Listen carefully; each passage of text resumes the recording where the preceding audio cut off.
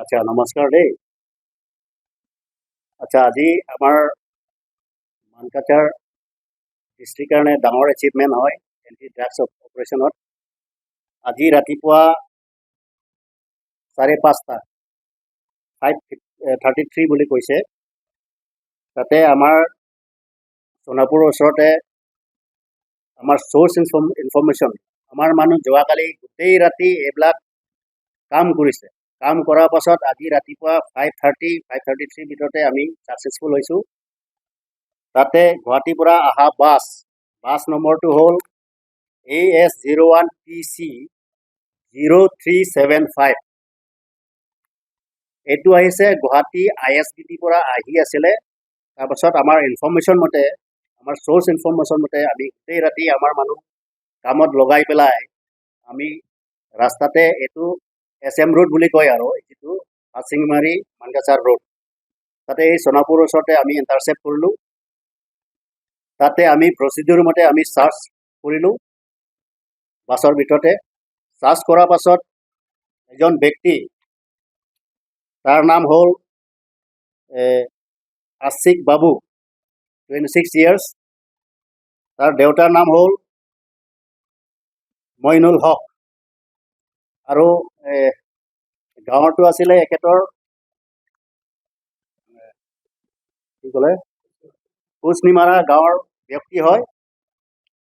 Search কৰাৰ পাছত আমি এখেতৰ পজিশ্যন মানে বাছৰ যিটো তাৰ বিলঙিংছ, তাৰ বেগৰ পৰা আমি জব্দ কৰিলোঁ ইয়াবা টেবলেট 50,000। ৰিপিট 50,000 নচ ইয়াবা টেবলেট পোৱা হৈছে। এইটো পেকেজিংটো 5টা ডাঙৰ পেকেটকৈ প্লাষ্টিক পেকেট হিচাপে লৈ আনিছে এখেতে। প্লাষ্টিক ক'লা প্লাষ্টিক বেগত লৈ আনিছে, পলিথিন আৰু পলিথিনত 5টা পলিথিন বান্ধি পেলাই বেগত ভৰাই লৈ আনিছে।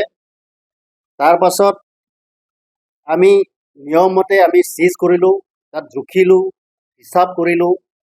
হিচাপ কৰাৰ পাছত টোটেল 50,000 পাইছিলোঁ।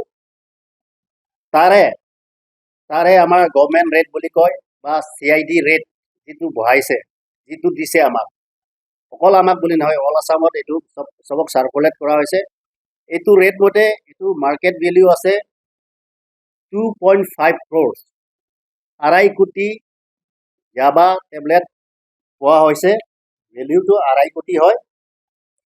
তাৰপাছত আমি 2 প্ৰকাৰ ইয়াতে ভেলিউ ওলোৱা হয়। যিটো কৈছে 2.5 কোটিটো এইটো CID ৰেট মতে 2.5 কোটি হয়। আৰু ইয়াত লোকেল মানে ইণ্টাৰনেশ্যনেল বৰ্ডাৰ পৰে আমি আমাৰ যিটো ইয়াতে বাংলাদেশ আৰু ইণ্ডিয়া, এইটো বাংলাদেশ এইটো ফেন্সিং পাৰত এইটো 4 গুণা হৈ যায়, 4 টাইমছ হৈ যায়। 4 টাইমছ হ'লে কিমান হ'ব? 10 crores। 10 crores ইয়াবা ভেলিউ 50,000 ভেলিউ 10 crores হ'ব। গতিকে আমি এইটো ডাঙৰ এচিভমেণ্ট বুলি ক'ম আজিৰ তাৰিখত। গতিকে আপোনালোকে আহিছে, ভালেই হৈছে।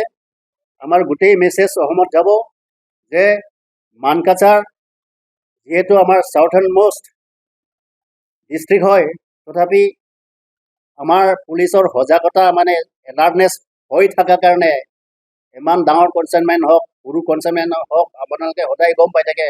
আমি যিকোনো বস্তু খবৰ পালে আমি ভালকৈ কাম কৰাৰ পাছত, ভালকৈ তদন্ত কৰাৰ পাছত আমি ছাকচেছ হৈছোঁ ইয়াত।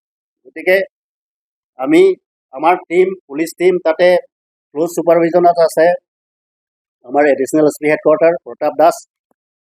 আৰু এই টিমটো আজি অপাৰেশ্যনৰ টিম লিড কৰাটো আমাৰ মানকাচাৰ OC দীপক বৰগিয়াৰী, আৰু লগতে আৰু আছে CPA আছে, SI আছে, আৰু মোৰ অফিচৰ পৰা মোৰ CA গোটেই ৰাতি এখেতে হোৱা নাই, এইবিলাক মোৰ মোবাইল ট্ৰেক কৰি শেষতে পাই গৈছে আৰু। গতিকে আজিৰ দিনটো আমাৰ ডাঙৰ এচিভমেণ্ট আৰু। গতিকে এইটো ক'ৰ পৰা মানে আমি এই তদন্তত পাম, কিন্তু এতিয়া লাষ্ট যিটো লোকেশ্যন য'ৰ পৰা আনিছে এইটো ISBT, গুৱাহাটী যিটো বাছ ষ্টেণ্ড আছে নহয় ISBT বুলি, তাৰ পৰা অনা হৈছে। আৰু তাৰপাছত আমি ইনভেষ্টিগেশ্যনত আপৱৰ্ড লিংগত ওপৰৰ পৰা ক'ত পেলাই আছে, তলত ক'ত যাব, আমি চব ওলাম। যিমানখিনি জড়িত হ'ব, আমি এটা মানুহ মানে বাচি যাব নোৱাৰে, আমি চব গ্ৰেপ্তাৰ কৰিম, ধৰিম, বুজিছে? তেনেকৈ লোকেল কনজামশ্যনো থাকিব, অকল বাংলাদেশ যাব বুলি এইটো নকওঁ। কিছুমান অংশত ইয়াতে বিক্ৰী হ'ব, ইয়াৰ লোকেল কনজিউমাৰো আছে। মেঘালয় আছে, আমাৰ ইণ্টাৰ ষ্টেট বৰ্ডাৰ মেঘালয়তো আমি লাগি আছে আৰু পাহাৰে। গতিকে লোকেল কনজামশ্যনৰ কাৰণে আছে। ইমান ডাঙৰ এছাইনমেণ্টটো বাংলাদেশ লোৱাটো ইমান সহজ নহ'ব সিহঁতৰ কাৰণে, কাৰণ ইয়াৰ গোটেই ফেঞ্চিং আছে।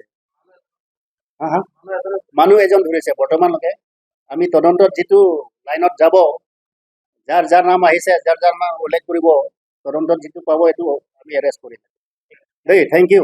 যিকোনো খবৰৰ বাবে যোগাযোগ কৰক 7099017330 লগতে 7099017110 নম্বৰত।